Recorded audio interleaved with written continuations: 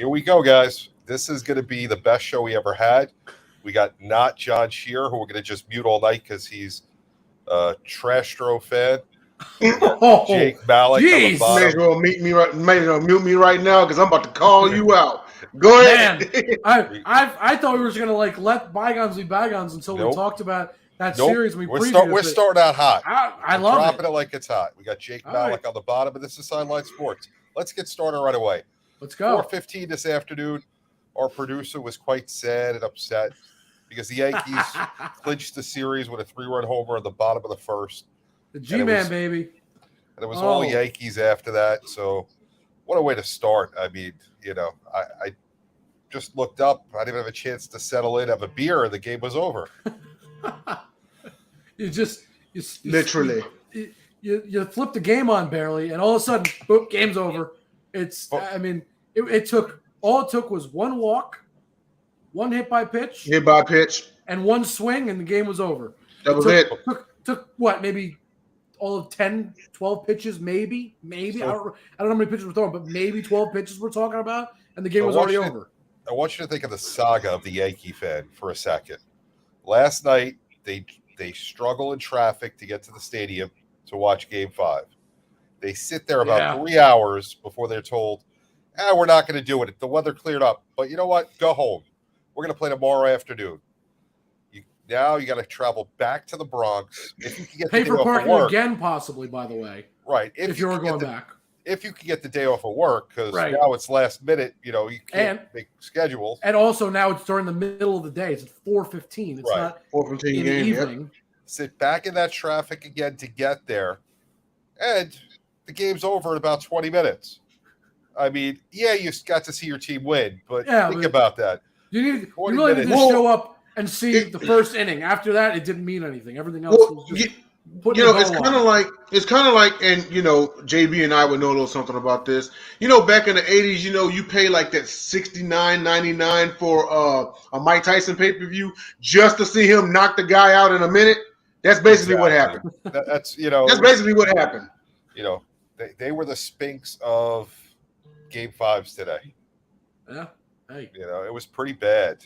Look, and you know what, gentlemen, I did this when I came on, and JT was here, our producer, and he's a Cleveland fan. So I just want to say to all our Cleveland fans, to Josh Naylor, to the Guardians, bye-bye, baby. Bye-bye, baby. Because you're not going to the ALCS. You're not playing the Astros. As Gleyber Torres, our lovely Yankees second baseman, said, you guys can watch it at home.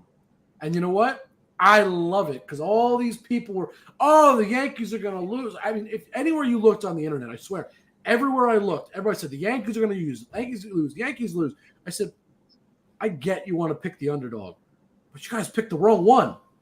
The underdog you should have been picking were the Padres, apparently.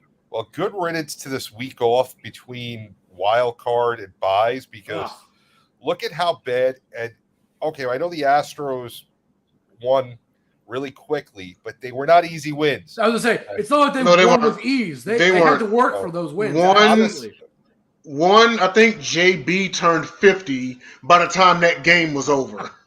You mean their last one went 18 innings? They scored one run in 18 innings? Come on. Had the Mariners, managed that series better, I think we're looking at the Yankees, the only team getting through, because they could have won all three of those games, but that's neither here nor there. I think the week off is a huge detriment to these teams. MLB's got to do one of two things: add 2 more teams to the playoffs, or figure out a format where you're not doing this, because this is just a bad look for to have your top seeds get destroyed. Well, here's a suggestion. What about maybe cutting the regular season down just a few games, just to make the wild card series a best of 7? You know what? The issue with that is still you have the buys. You got to get rid of the buys because in baseball, it's not a sport where a buy is good. And then on top of that, a team like Kansas City or Oakland that's not in the playoffs is losing money, where a team like the Yankees and the Astros, who are perennially in the playoffs, are going to make that money for the playoff game. So you got to come up with a way to do it that's fair for everybody. Because it's all about money. when it comes down to it. And the players aren't going to want to give up games because it's stats and that's their contracts. That's fair. So I don't know. I mean, if you think about it, I mean, Aaron Judge doesn't hit 62. Yeah. Right? I mean, Exactly. and granted, that's just one example, and I'm saying that because I'm a Yankees fan, but also it was pretty cool for all baseball fans. And Jay, I'm sure you can even admit, even though you don't like the Yankees, it was pretty cool to witness some history. I mean, whether you like them or not, and you lose that history if we cut down the regular season possibly. So you got to weigh the pros and cons. Now, again, that's with also the idea of hindsight that I know it happened. I wouldn't have known that before the season started. Nobody did. Right.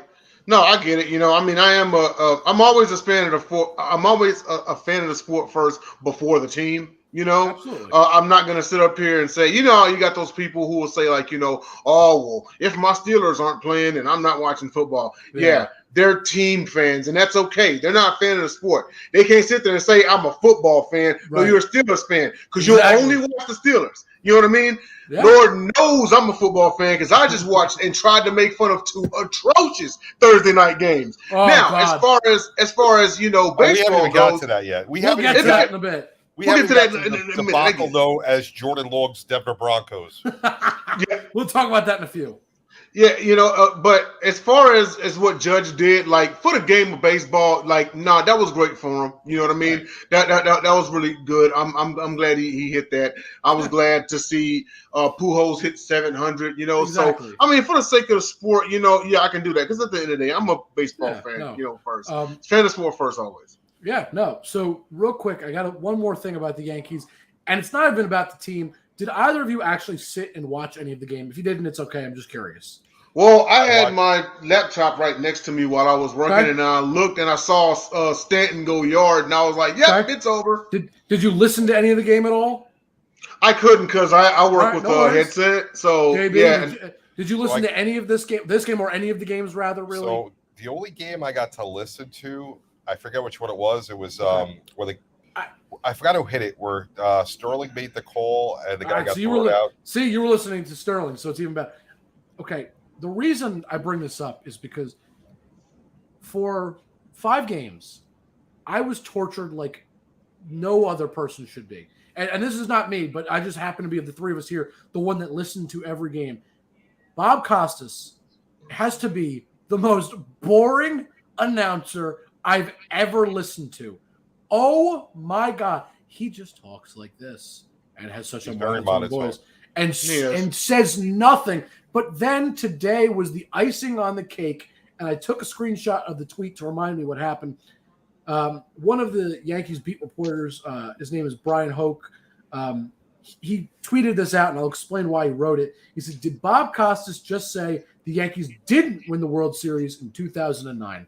And the reason I say that and why that was tweeted was Bob Costas was talking, all about the history of the Yankees, and it was great to listen to him. Whatever, I'm always a fan of hearing how great my team was in the past and all that's nice. And he was saying, for the Yankees with such a rich history, they want to get back to the World Series, which is absolutely true. And he says, and the Yankees haven't been to the World Series since 2009, which was correct. But then the next sentence out of his mouth was, and the Yankees haven't won a World Series since Joe Torre's early 2000s Yankees had a 3-peat. And all I could think was, did 2009 just not happen to you? Did Philly go back-to-back? The Yankees just lost? And then, to make it somehow worse but also better, after the commercial break, he comes out and not only apologizes for the mistake, he admits he was at the game that the Yankees won when they won the World Series in 2009. So all I could think was, how do you forget that? Like, if you weren't at the game, fine. But you were physically at the game. How do you forget that, man? I know you're at a lot of, because the career of Bob Costas. You're at a lot of big games, but the biggest ones you typically don't forget. And I will agree with you. New York, how do you forget that? I will agree with you that he's a way better interviewer and journalist than he is a commentator. I agree completely. Right. I heard that, and look, I get it. People make mistakes, and it's not to pick on him that he made a mistake. It's combined with his announcing and everything. It was like just the culmination was like, oh, this is the icing on the cake for me right now. not only were you boring for 5 straight games, but then you forgot a Yankee championship. You acknowledged that they played in the World Series in 2009 and then forgot that they won.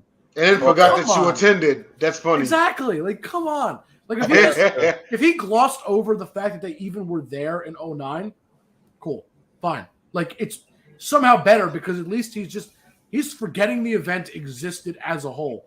Instead, he acknowledged they were there and they just forgot they won, forgot the result.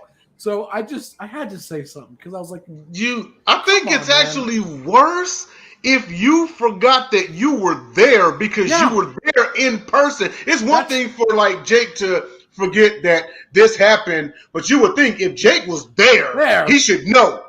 Time out. Time out. James Harden's back, guys. Great. Celtic game. He's been, the old James Harden. How many points? He had 16 last time I checked, but he just hit a step back 3 as the shot clock expired. He looks good. Where are they? What quarter are they in? I guess the weight loss actually worked. Wow. It's 63-61 Philly.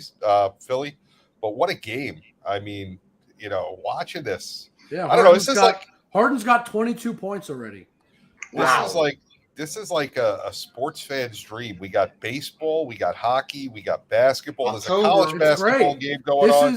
I always tell people, all sports are going. Fan. This is the greatest time of the year, and I'm just waiting for the day.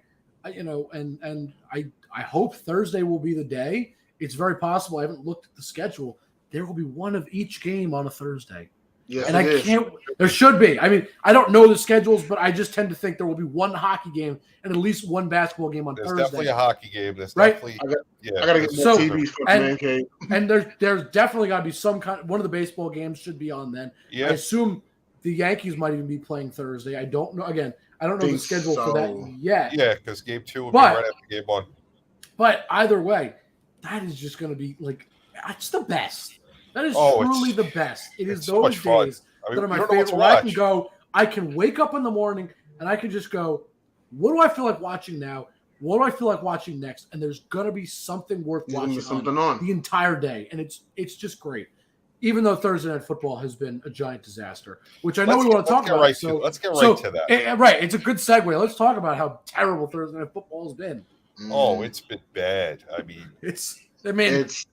I mean, dude, first of all, shout out to Jordan Long, man. Me and him kind of went back and forth on 3 Chicks in a Pod just now. I just want to let everyone at home know that Ciara's husband pulled off the greatest train heist in Broncos history. No, it's just history, period. People came at me for paying Brock Osweiler $172 million. This is bad. This is a special kind of bad. And real quick, speaking of robbery, there's a fantasy football league that I referenced last week, Jay. All 3 of us are in this league, actually. And JB, I don't know how much you pay attention to it. I got to be honest. I don't think you do. I currently lead the whole league with a record of 5-1. Jay right behind me with 4-2. So first of all, good work on that. But the reason I bring this up is I kind of just won the championship for the second time in 3 years, and it's only going into week 7 because the man himself, the pundit's pundit, Jacob Christner, just gave me quite possibly the best trade I've ever had, ever. And I got to shout out to him. He's my favorite trade partner in all my leagues. I have 2 leagues with him. He's my favorite trade partner. I managed to trade him Tyreek Hill, who, great receiver, of course, and Kareem Hunt, who, for me, on my team, doesn't even come close to cracking my lineup because my running backs on that team are Austin Eckler and Josh Jacobs. So he's not even going to sniff my lineup, and he's definitely not sniffing my flex. And I managed to trade those 2 gentlemen for Amon-Ra St. Brown, who, if you know anything about fantasy football, is a phenomenal receiver for the Detroit Lions. Oh, and by the way, I also got Christian McCaffrey. So, JB, I know you don't pay attention to that league as much, or other league you pay attention to more. But, gentlemen, I just wanted to say I'm sorry, but it is over because now my running backs, Josh Jacobs is my flex. I mean, I have Joe Burrow, Austin Eckler, Christian McCaffrey, Michael Pittman Jr., Amon-Ra St. Brown, Zach Ertz, Josh Jacobs, the Bucs defense, Daniel Carlson, and not to mention I have D-Hop, who comes back this week. Sitting on my bench. because my team is that good. I don't have a spot to start him. I definitely pay attention to this league, and I will say that Jacob Christner has been your general manager for the better part of this season. And JB knows in our other league, he does the same exact stuff. He gives me the best trades. I want anything from him. I go, hey, Jacob, can I trade for this guy? And the answer 9 times out of 10 is yes. And it works every time. It's almost like I don't know if any of you have played Monopoly drunk, but usually the drunkest person, you can cut some oh yeah, look, and some con man deal. This is no disrespect to Jacob. Look, Jacob hasn't played a lot. He's still learning. But man, that was a trade where I was like, wow, I can't believe I got away with that one. I was like, I can't believe that really worked. I gave you a bench running back to get Christian McCaffrey, who might be traded, which we will talk about shortly because I do want to speak about that. And Amon-Ra St. Brown as my second receiver. And the way I look at it is, if he's hurt and he sucks, all right, DeAndre Hopkins, you go play. Just throw him in the lineup. I don't have to worry. I beat Matt 2 years ago. I had Alvin Kamara on Christmas Day. For all our fans out there that maybe remember that, he had like 6 touchdowns and he went just absolutely. Won me a championship that year, and now this year, barring injuries or some colossal meltdown between my entire team, I've won again. 2 out of 3 years. It's pretty good, and Remember this episode. So Jay, when you come on and Jake loses, just remember when he loses, someone should just step in. I'm not beating him because I could care less. There's no money involved. I just make sure all my guys are starting if I have a chance to look at it. Because I'm looking at you beat me this week, man. You beat me in a different league. Yes, I beat you in a different league. Money involved. With some injuries, but don't worry. I have some more trades on the horizon. It might, getting real good. I mean, I'm not overlooking nobody. It might come down to me and Jake again because we had a slugfest that last meeting. You beat me by what, like 5 points? Something like that, yeah. But to be fair, my team has just drastically improved. Even though I lose Tyreek Hill, I just added a top 10 receiver, and I have a top 10 receiver. Who's not drastically improved? The Denver Broncos. Oh, God, please. Do we have hold on. Now, I know we talk all sports, and I take pride in that. Do we have to talk about them? Yes. Please. We got to. How many yards did Russell Wilson have in the second half? Bad. How many yards did they have in the second half yesterday? It was like 35 or something like that. I was going to say under 50, I believe. Not even. I think it was 15. 15, that's right, yeah. 15. Russell Wilson started off 10 of 10. Then he went 3-11. It was so nice. You're like, wow, this is his game. Russ is going to cook. Russ is back, and then he goes, I'm done. He just decided I'm done. Right now, if you put Daniel Jones next to Russell Wilson, I prefer you would take Daniel Jones in a second. You know why? Because he at least will win me games. At this point, he doesn't suck as much, and he wins games. And who would have thought we would be sitting here saying, more importantly, the Seahawks have the better quarterback. Geno Smith is a better quarterback. And to top it off, their defense has been lights out. I know. He has an elite defense. He has an elite defense. And that is just you know what? They got the Jets next week. I think the Jets will beat them by 2 scores. I think the New York Jets will beat them by 2 scores. I don't disagree. Look what the Jets just did to the Packers. Mm-hmm. Robert Saleh is a good coach. He's building something. Them. He is. The Jets and Giants are on this trajectory of where they have good front office people, good coaches, and they're gonna start. They're not gonna win anything. I finally figured it out. The Jets this year, their drafting was impeccable. Sauce Gardner is my current pick for Rookie of the Year. He has been phenomenal. And not only is he just great on the field, he's just a fun guy. He's got a great presence clearly in the locker room. It's affecting the team. And we cannot forget, Breece Hall has been unbelievable. That dude is on fire. I mean, they are – I honestly think – big up to Africa. They have a – hold on. JB said that because he's not just saying. What? That was not unwarranted. I was like, no. There is a context to that statement, I promise. I'm motherland. We reached the motherland. Oh, Sideline Sports, we're taking off, baby. But we're everywhere, Jay. We're everywhere. I gotta tell you, and I mean, right on. I think the Jets right now have a legit shot at not getting only defensive rookie of the year. They might have the offensive rookie of the year too. As far as I'm concerned, the only guy, in my opinion, that has any chance of even possibly beating out Breece Hall is probably Dameon Pierce or Chris Olave. Yep. That's it. Those are the only. I would say those two guys are the only ones in any real competition to beat, Breece Hall for Rookie of the Year. Yeah. And on the defensive side, Sauce is, as far as I'm concerned, miles ahead of everybody. And it's no disrespect to anybody else. He's just been lights out. I mean, look, I watch Kayvon Thibodeau on a weekly basis, and I love him. But, man, Sauce is the real deal, dude. And they're special teams. Like, we had Mike Westerhoff on that one time. Mm-hmm. He was a long-time special teams coach. It's almost like he hasn't gone anywhere. Like, that special Mike is going to be watching going, man, this is my favorite. And their front seven is underrated. They look great. Man, you know what? It's between y'all and the Jets. Who's going to be the king of New York this year? It's going to be between y'all and the Jets. I'm going to make a crazy statement. I think that there is a legit chance all three New York teams make the playoffs this year. There's a legit chance. The Giants and Bills, I think, Giants and Bills at this point feel almost like foregone conclusions. And I say that because the Giants are already 5-1. And look at the their upcoming schedule is a cakewalk. JB and I talked about this. We mentioned it. I think I mentioned it last week. JB wasn't here. But JB and I have texted the past 2 weeks about this consistently. Yeah. Their schedule is nothing. The Giants could realistically win. The Giants could be talking about in the next. You realize if they we could won be the Dallas 10-1 game, easily. You're 6-0. If they won the Dallas game, which they were in, you're 6-0. Possibly be 10-0. They'd be 10-0, and the Eagles have a shot to be undefeated before we play. If we would have beat, I mean, it's insane. This division went from being garbage to really good all of a sudden.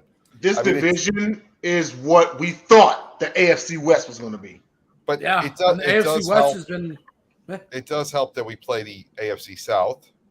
You know what? You got to beat people and the NFC North. It does help that we play those two divisions. Yeah, but you know what? In the AFC North, we got to beat the Vikings and the Packers.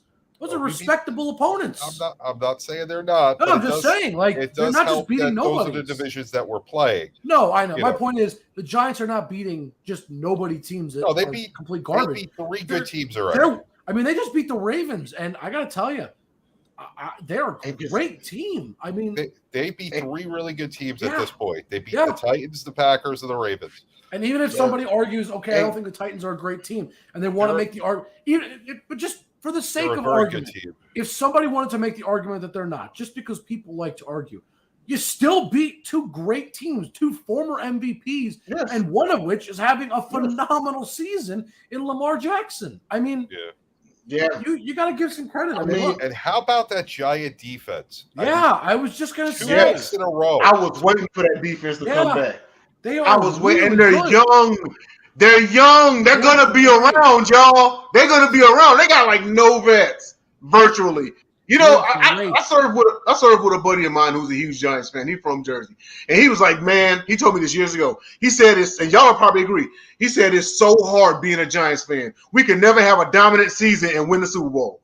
We gotta barely sneak in and then get hot, And considering the last 20 years. That's been the story of the Giants. All you need is 9 or 10 wins and get in. All you need is 9 or 10 wins. Watch what I say. I'm not saying you're going to win it all this year. No, I don't know. But in fact, I think you might even overachieve. The playoffs guaranteed. Yeah, I think you might even overachieve. We are way ahead of my expectations. You're way ahead. You're going to overachieve. This year I was looking at 5-12, 6-11. Look. There's something else I do want to talk about after this, and there's plenty of football stuff we want to talk about. But I want to leave my comments at this is last year the Giants, if I remember correctly, had 4 wins. The Giants going into week 7 already have 5. So that's how great this team has been. Yep. And it just proves that great coaching is one of the main things I think we were missing is just a great coach has taken a team that last year lost quite a few close games that maybe they could have won. Right. And let's say maybe had 6-7 wins even. I'm not saying they were going to be drastically better, but just a couple extra wins to make you feel better. And taking them to this year, have already exceeded last season. It's great. Right now is the tough part of the schedule, and it sounds weird because we're playing the Jaguars, the Lions, the Texans, and I'm saying it's the tough part of the schedule. Yeah, it's tough because it's still the NFL, and you got to go out there and beat these teams. And now you're not playing the Packers and the Ravens. Now people look at you and say, "Are you for real?" Right. So now you got to look at yourself in the mirror and say, "I'm doing this. I'm going to go out there and play my A game against the team that doesn't stack up to us." Exactly. It's not as easy as it sounds. So no, that's one of the things I always think about. Is I wanted to go ahead, Jay. Beat the I mean, I wanted to run something by JB real quick because I don't think he was on this episode when I mentioned it. But you're seeing Daniel Jones, like Jake, you was there. Yep. You're seeing Daniel Jones, and you're seeing the change in him. And I just wanted to get your thoughts on: do you think that it's because what's reminding me of essentially is Alex Smith. Now, Alex Smith was a first rounder. Okay, it wasn't until right around when Harbaugh got there is when he started to get good. And he had offensive coordinators and coaches instead that was just the wrong fit, and people calling him a bust. And then once he got good, he started getting to the NFC Championship. He went to the Chiefs. He's getting to the playoffs with them and everything. So you got to think with Daniel Jones, the guy's got wheels. Doesn't have that much of an arm like Alex Smith does, but he's okay, So, but now he's got Brian Dable. At his peak, can this man be Alex Smith? I'm still not sold on Daniel Jones. Let him prove to me that he can do it. If he does, I give him all the credit in the world. That's what I said, right? I said after the Super Bowl, I said Matthew Stafford did what he had to do. Great for him. But let Daniel Jones show me something right now. It's not him that's won these games. It was the defense. Yeah. He doesn't have receivers really, so I'm not going to say, he has or an offensive line. Exactly. But they are making improvements, but I'm still not sold on him. He's not losing you games, though. He's lost you a ton of games. He's not losing you games this year. That's got to count for something.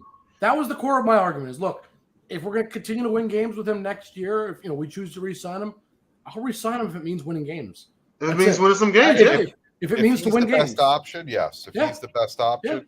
I'm cool with it. Listen, they could have got that guy, Bailey Zappi. He was available for many rounds. Yeah. And, I don't know if anyone knows the South Florida Tribune, which we work with, Scott was all over that guy. I got to give him credit because when I did the draft show with him, he goes, look out for this young quarterback. He threw for a ridiculous number of yards. He's a sleeper. He looks better than Mac Jones right now. Yes, he does. Just saying it. Someone's got to say it. He does look better than Mac Jones. I mean, and I know if you look at your history, man, and I know some people are going to have their thoughts about Eli, but if you really think about it, y'all hadn't really won a Super Bowl with an elite quarterback. I'm talking about someone that was consistently in the top five. Phil Simms.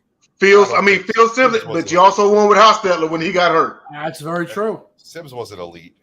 I don't know if I'd say that. Montana. Simms was very good, but was he a top five at that time period or any time in his career? Montana. No, I wouldn't say top five. I would say top 10 probably. I would probably say in those seasons. I'd have to go back and look. Elite. But I would say top 10 probably still. Yeah, very good. 10, he's good. Yeah. Yeah. But look, you know what? The Giants, if anybody knows anything about them, they're a defensive team. They always have been, always will be. That's what wins them. Defense wins championships, but especially for the New York Giants. You hear that? Media and fans, defense wins championships. I don't want to hear nothing about, you got to have. Listen, we know you got to have all sides of the ball, okay? If you don't have a defense, if you can't stop a nosebleed, you're not winning nothing. You're not winning anything. I want everyone out here at home and watching this telecast to hear what my man Jake just said. Defense wins championships. Offense just sells tickets. What fills that trophy case? Defense. That's true. Yes. But all right, so. How long till Nathaniel Hackett gets fired? Oh God! Come on, could you? Seriously? What's the over-under? 2 weeks from now? 3 weeks? No, I give him to the end of the season because they won't fire because it's his first year, and that is the only reason he's going to survive. But I think he needs to be fired. I think end of the season he needs to be gone. He's terrible. I heard a theory. He's useless. I hate to say he's useless. I heard a theory earlier that Nathaniel Hackett, I don't know if he was expected to come to the Broncos to succeed. I heard a theory earlier, and it makes so much sense. Is it that he was bait? He was hired to lure Aaron Rodgers. Then Aaron Rodgers stayed in Green Bay. You know, I mean, I don't know that it's an unreasonable thought. I mean, listen, the way this NFL is, the way it works, which we'll talk about what I mean in a minute, nothing would surprise me at this point. Who's a worse team to watch at this point of the year? The Indianapolis Colts or the Denver Broncos? The Denver Broncos. Broncos, because they have the higher expectations, I think. I think I would say it for that reason. The Colts had some expectations, but I think they were a little bit more tempered. Like, you knew you wanted them to be good and you thought playoffs, but I don't think you thought they were going to be super elite. And more importantly, you didn't think their quarterback was going to be elite. You thought Matt Ryan might be solid and he'd play well enough, and Jonathan Taylor would kind of continue to carry that team, plus a good defense. But Russell Wilson and the Broncos, I mean, that was the story, and they have stunk it up. So I think for me, it's those expectations that make them so disappointing. Excuse me, and so much worse to watch right now. Far and away, it's the Broncos. But go ahead, JB. I'm sorry. Buffalo's win over Kansas City. Does it mean anything? Yeah. You know what it means? Yes. It means that, they can beat them, which just, I think for Buffalo, it's kind of a confidence booster. The last time you played them, you lost. It kind of helps heal the wound, if you will. But more importantly, it actually does mean something, because if the two end up with the same record at the end of the season, Buffalo gets the advantage of having the number one seed. Yep. That is a legit impact that it could make. If they end up tying in record, they'll have a head-to-head matchup. So it actually could become really impactful down, the last couple weeks. Those wins could become extra valuable if you're trying to get the number one seed. But even then, you still have to have so much happen for it to even get to that scenario. Oh, of course. Me personally, I believe it doesn't change nothing for Kansas City. They still running away with the AFC West. They're lucky Buffalo ain't in the division. That's all it meant. No, Mahomes is still going to do his thing. He's still going to run roughshod all over the division. It's not going to be tough like we said it was going to be all offseason. Oh. They're far and away the class of the division. They're going to take it this year, the AFC West. All it is just they're still going to win a division. So, Like I said, I think it's just a confidence boost for Josh Allen and that Buffalo team saying, look, we can beat these guys. They're not unbeatable. Next question for you. The Miami Dolphins. Oh, boy. Right. Since Tua got injured with his back injury. You mean concussion? Yes, the back injury. Of course. Right. Their team has been in a tailspin. They lost to Cincinnati, which a game, if they would have started Bridgewater originally, a game plan with him as the quarterback, they could have very easily won. I mean, I won't say they would have won, but they could have won. They could have. But since then, they're in a tailspin right now. I mean, how bad of a decision does that look now? And how much better do they make me look, as I said, what would happen? Well, I think I just want to make this point. They lost to the Jets, right? They lost to the Jets not because their offense stunk. Like, they could be 4-2 right now, and it would be a lot better than 3-3. They lost to the Jets because they gave up 40 points. Mm-hmm. Their defense looked terrible. Okay? And then this last weekend against the Vikings, I mean, look, fine. The Vikings are actually still offensively a pretty solid team, and, the offense didn't look great. But I really just harken back to that Jets game. That's the big one. I mean, all right, fine. You lose to the Bengals, and it happens. At least you lose to a good team. And the Vikings, who are, I think, actually have a chance at winning that division, another, offensively speaking, a pretty solid team. The Jets, I mean, look, the Jets are not bad. We just talked about it. I think they're actually a pretty good team. But to lose 40-17 to the Jets, to lose that to anybody that's kind of a statement game for the Jets, if you think. And it's great. But to lose 40-17 to any team is just like, it is. It makes you look putrid, but looking at it now, it's not a bad loss because look at the Jets. No, but I think their defense letting up 40 points is pretty rough. And it is pretty rough. That's the problem. It is. It's pretty rough. Like, they just look like – and you know what? For all we know, maybe that was just that one game. Everyone has that one game where they look like they don't belong on the field. It is what it is. It might be an outlier for all we know. Listen, it's the NFL. Any team could win any week. We all know that. We see it all the time. You know, it's the way the league works. There's no such thing as a gimme. That's why what I said earlier about the Giants, they have to get up to play all these games. This is a scary part of the schedule because if they don't do what they need to do, all this means nothing. The good news is for the Dolphins, their next 5 games are what I consider to be pretty easy wins. Steelers, Lions, Bears, Browns, Texans. I don't think any of those games are games that, as long as Tua is healthy and playing, or even honestly Teddy Bridgewater, realistically, because he's a serviceable backup. He's one of those guys that he's probably the best backup you could have on any given team. It's pretty good. Those are all games that they should certainly win. Whether they will or won't is to be found out. I mean, should and will are obviously 2 different things. That's why we play the game, like JB was saying. But the Dolphins should be 8-3 after the next 5 games. But I don't know. We're going to find out what happens. I don't know what's going to happen. I mean, defense has got to play better regardless. I mean, I will say, like, as far as the Texans, our record's our record, but we have been in every game this year. You're right. Hey, we have been in every game this year.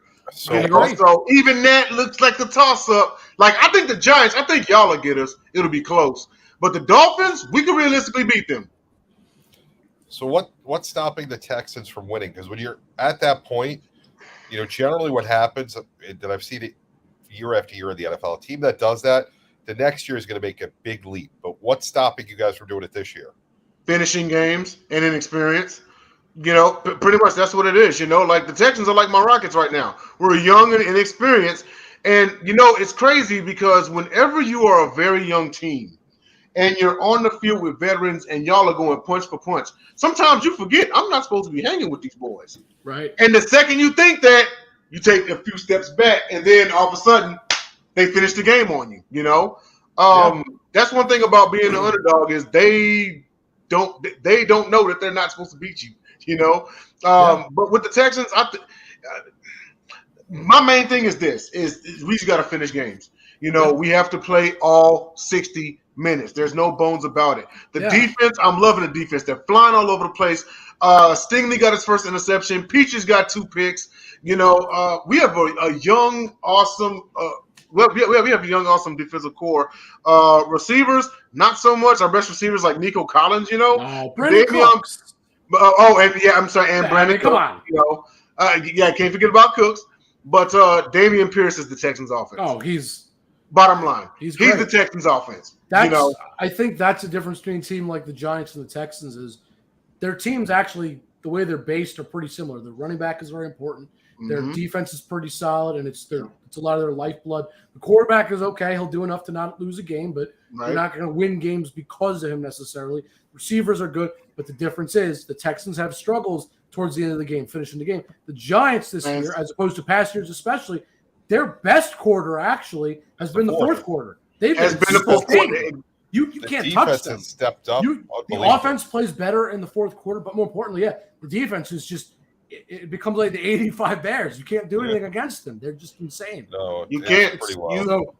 And you force who a lot of people are saying are the best quarterback in the league right now to back-to-back turnovers. Yeah, that's hard to do. Let's go to the NFC North. Bigger surprise.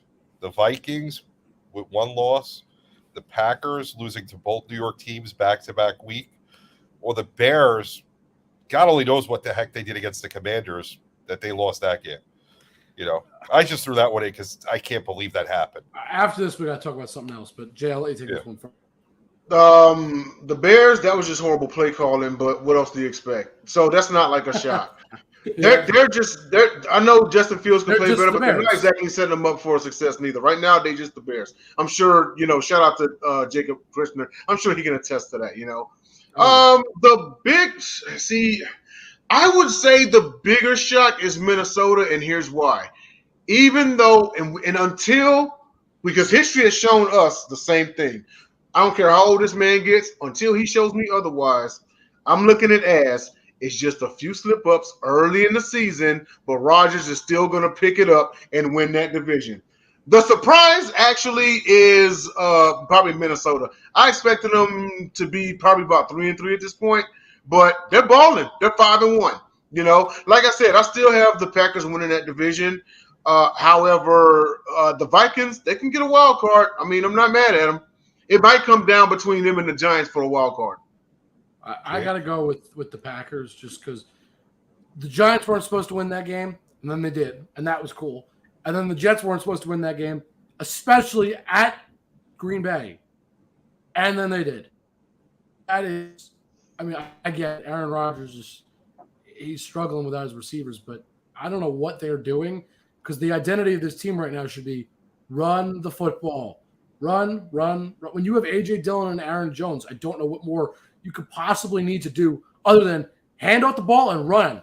Run it 60 times. I don't care. I don't care if you become predictable. Those guys are great. So for me, I think it's a little more disappointing and surprising because they're not making the smart plays, in my opinion. They're trying to force Rodgers to carry the team, and it doesn't take a genius to tell you when you have two what widely are considered one of the greatest running back tandems in the league at the moment, right? One that's definitely elite in Aaron Jones, and some would consider an elite backup, and honestly, kind of a 1B to Aaron Jones and AJ Dillon. I don't know why you're not feeding them the rock. I don't know what you're looking to do. I mean, this receiving core is not great. But I had figured the Vikings were going to have a bounce back year. It looked like they just stopped playing because they have a lot of. I love Kevin O'Connell, by the way. Mm-hmm. He's a great guy. We talked about the Super Bowl, JB. He really is a great guy. I mean, and they have a lot of the same core that they had when they were a really good team a few years ago. So to me, it looks like after a while, coaches get stale. Their style gets stale. You can't produce anymore with the same team, and it happens. And I kind of had a feeling they were going to bounce back. I've said it before. The Packers, though, they're surprising me. I figured they were going to still win the division. I figured Minnesota had a shot at a wild card. But what is going on in Green Bay? I mean, the coaching is horrible. Aaron Rodgers is worried about hosting Jeopardy. He's growing his hair to be a hippie. He's going to walk the earth in sandals in about 2 minutes. I don't know what's going on there. I don't think that they're Aaron Rodgers being Aaron Rodgers. I don't think they're coming back from this, guys. It could very well be. It could very well be. Teams are figuring out if you take 12 out the game, there's not much else after that. The only way they're coming back. Super Bowl out of him. The only way they're coming back is if they trade for a receiver at the deadline. That is their only chance. Otherwise, they don't give up. Who do you give up? I mean, if you're going to Carolina and trying to get DJ Moore, which is a possibility, you trade some draft picks. I mean, that's it's just a suggestion, but it's certainly possible. Carolina sounds like they're doing a bit of a fire sale, but even still, like with the recent history period, JB alluded to it. One Super Bowl, okay, one Super Bowl and 4 MVPs. Don't get me wrong. I'm not saying they're going to bounce back. But it's been the same. You get to the playoffs, and remember, y'all, Aaron Rodgers wanted a playoff game in Lambeau. He wanted an NFC Championship game at Lambeau. He got it. He failed. He wanted a snow game in the playoffs. He wanted it. He got it. He failed. At what point do you look at number 12? Never, because he's Aaron Rodgers. Is he as elitist? Is he as elite as what he says? I mean, Tom Brady's crashing down to earth right now in Tampa. Nobody would dare talk the way we're talking about Rodgers to him because Tom Brady went out there and won. He didn't care where he played. He's a winner. Aaron Rodgers, not so much. That's very and there's fair. people that look you straight in the face and say Aaron Rodgers is better than Brady. That's like dead serious. Probably already done it. You're right. So, all right, one more topic. I got to bring this up, and I can't believe we haven't brought this up already. I got a couple things I got to mention about it before we can even talk about this, because we got about 10-ish minutes. Dan Snyder has, in the past, not even a week, I have 1, 2, 3, 4 things dating back, starting on Thursday and stuff from today, from Dan Snyder. Dan Snyder has done a couple of very stupid things, and he's going to lose his team very quickly, and I'm going to tell you why. Number one, Dan Snyder last week said, NFL can't F with me. Can't curse, can't curse on the family-friendly show. Said, Commanders owner told an associate he has enough dirt on other NFL owners to blow up the league. That's great. And then the same day, very shortly after, you find out, oh, by the way, what else did he do? This was last Thursday, this found out. Reporters say that Commanders owner hired private investigators to look into NFL owners, including Jerry Jones. Tell me that doesn't sound like somebody that's ready to lose his team because he knows they're about to. But then it gets better. Today, Colts owner Jim Irsay says, I believe there's merit to removing him as owner, and then also said, I think potentially there will be enough, and he was talking about if there's going to be enough votes to remove him as owner. And then lastly, today, they put out a statement about what Mr. Irsay said. And to summarize what he said was he called it falsehoods in the media. He says it is unfortunate that Mr. Irsay decided to go public with his statements today while an investigation is in the process. The Commanders have made remarkable progress over the past 2 years. That's just a bunch of mumbo jumbo garbage to me when I hear that. I hate that he says that he even thinks that's true. That's just not true. This team's a mess. And he ultimately says that they're going to find nothing and there is no reason for the Snyders to consider selling the franchise, and they will not. They end it with, and they won't. They will not be selling the franchise. Guys, does Dan Snyder live in a fantasy world that he thinks he can just say what he wants, do what he wants, have no repercussions, and just keep the team despite being notorious for being one of the worst owners in not only football, but just all of sports? What kind of dirt does he have? If he's got the goods, maybe he can. You know, it's a $1 billion industry. Each team in the NFL, I'm pretty sure, is worth almost $1 billion, Jake. There ain't nobody that wants to give that up. So if he's got the goods, he can stay right where he is. There ain't nobody that's going to say. To me, that's a bunch of smoke and mirrors, I think.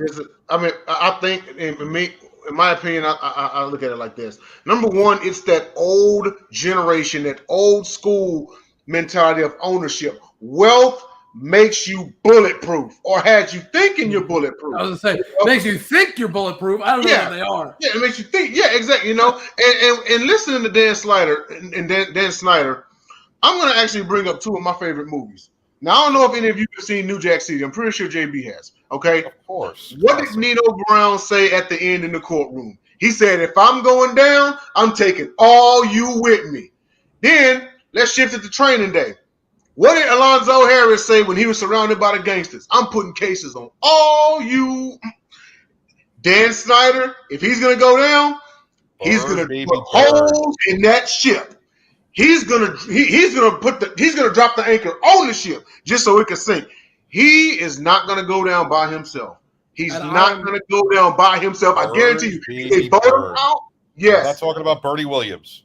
Yeah, exactly. He's not. If he ends up going down, he will not be the only one that goes down. Mark my words. He will not be the only one that goes down. I ask to you, does he live in a fantasy world where he thinks he can just get away with saying and doing whatever he wants? Because, well, yes, of course, I understand he can take others with him. Jake, but does what country have you lived in the last 10 years? And I'm not going to say anything about any side because it goes on both sides. Have you not read a newspaper? Have you not watched any of the news? It's not just Daniel Snyder. It's the whole world. Everyone thinks they can just say and do what they want. That's fine. But this is getting ridiculous. I mean, he has been in the news more than any other owner probably. This team is such a mess, and I'm so glad that they're in last place because it is just, to me, that is the Commanders being in last place in the NFC East while everybody else has a minimum of 4 wins in that division is just emblematic of how bad, how horrible their run they are. It's just, to me, it's the perfect unintended symbolism for a team, and I love watching it. But I pray that Dan Snyder has to sell that team because you know what? Because you know what it means to me? It means we'll lose Jerry Jones, we'll probably lose Robert Kraft, we'll lose all the owners nobody likes. Even the one man that commented on him, Robert Irsay, that cokehead. Jim Irsay, yeah. And you know what? It's not going to happen though because they all keep everything quiet. This is all going to happen behind the scenes. You know how this comes out? You need a whistleblower. You need someone that's got the if someone's going to be the bring everything whistleblower, out. if someone's going to do it, I think it's Dan Snyder because he's just so insane. Have you heard him speak? I mean, he threatened to blow up the league with what he's got to say. He clearly doesn't care what happens. He's willing to say, whatever. If you were the commissioner and he comes out and says that, why wouldn't you just suspend him for life right then and there? You could still own the team. You're not to go on the property. But you know what? But what does he have? What grounds does he have to suspend him on? That's detrimental to the league. He's threatening to destroy his property, the property of all the owners. Yeah, I agree. But you know what? Bye-bye. But have you met Roger? Because you know what's going to happen? You know what's going to happen if Jay said, I'm going to blow up Sideline Sports. But you know what's going to happen? Any shows for you know what's going to happen if he suspends him? If he suspends him, what's going to happen is that's when he's going to come out and say, all right, I'm going to say what I wanted to say now. No, because he'd still own the team, and it would make the NFL look like the good. He doesn't care. The problem with him, if you've ever listened to Snyder, if you've seen what he says, he is very much, myself against the world.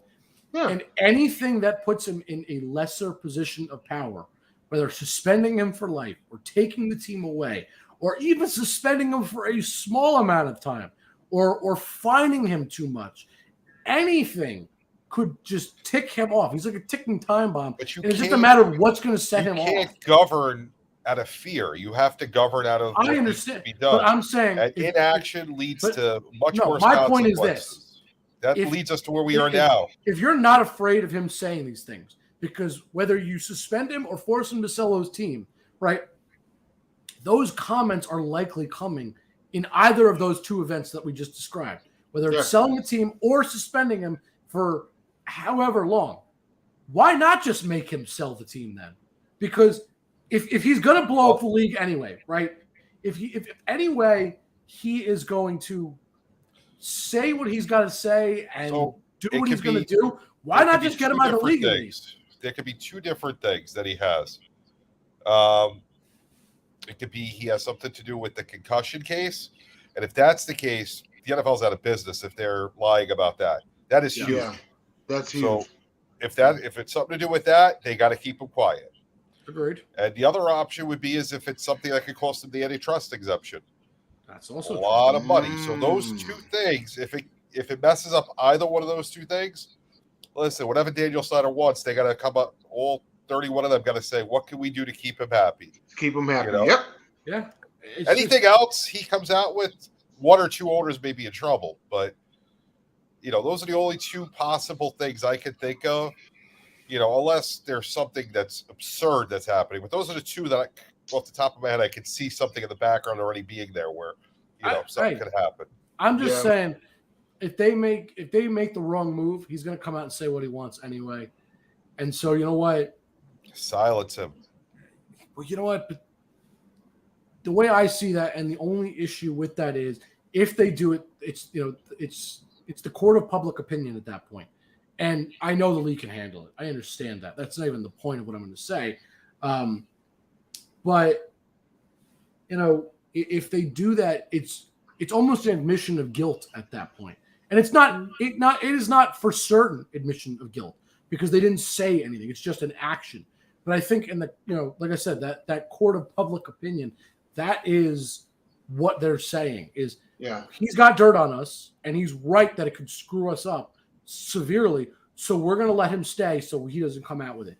And it's just going to make the public wonder more and dig deep and try and find it out on their own. And at that point, you might as well just let it come out. Even just the action or the inaction is an admission of guilt because it's like, oh, well, a couple of weeks ago, y'all were all for voting this cat out. And all of a sudden, 31 of you are silent. Not even 10 of you. Right, not even 5 of you in the same thing. All of you went radio silent at once. I'm wiping my hands clean. Tell you, one of the two things I said. It just makes sense. Anything else, they can get through. Those two things, if it's one of those two, they're especially in deep the concussion thing. Ooh, and they've been in hot water for years and years behind the concussion thing. Man, if Daniel Snyder knows something, that's what I gotta sell my team. I guess the USFL is going to be king from now on. Just imagine if God forbid it had to do with that. You're right. the NFL's no longer there. Hey, They're done. Only time will tell, gentlemen. Only time will tell. All right. We got about a minute left, so let's wrap this up. Jay, as always, I'm going to give it to you first. Where can they find you? All right. Appreciate you all having me on the show. It's always great, showing up on Sideline Sports and talking with you boys, So, so we are on a break from Confidential, everyone.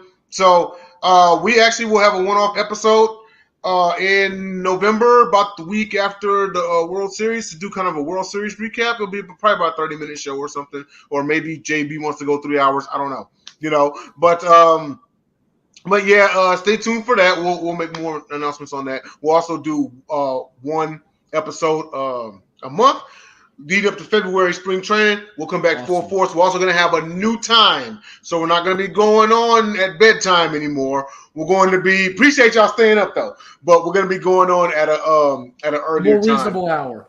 Reasonable hour. Right. Also, Pundits Pundit on Wednesdays. Myself, Jacob, Scott Morganroth, and Jen Matthews-Lewis, and we talk about the real deep, tough conversations surrounding sports, throwing a little history in there also. Also, the Gauntlet on Fridays, 8 p.m. Eastern, myself, Dom, JJ, James. Polls will go up tomorrow on Twitter for Player of the Week, so please tune in to my Twitter. That's at NellyNel13, NELLINEL13, and you'll see the poll on there, so please vote. And then also Basketballs on Sunday, myself, Dom, Jacob, Scott, and Will Vogel. Shout out to Will Vogel. Happy birthday, brother. I'll see you. I'll probably text you or something, but, happy birthday. Hope you're enjoying your day, man. And grow your beard out. Something that this man with the goatee can't do. JB _ the program. I'm not going to be that long. So, listen, tomorrow night, got 3 shows. J&J Sports Express at 7, South Florida Tribute at 9, the Sports Exchange, both sides of the coin at 11. In between, what am I going to be doing? Just making Sideline Sports better like we all do. I'll see you next Tuesday. Jake?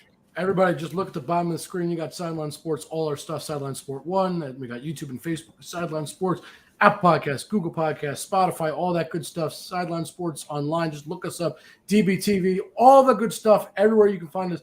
And everybody have a good one, and we'll see you on the next one.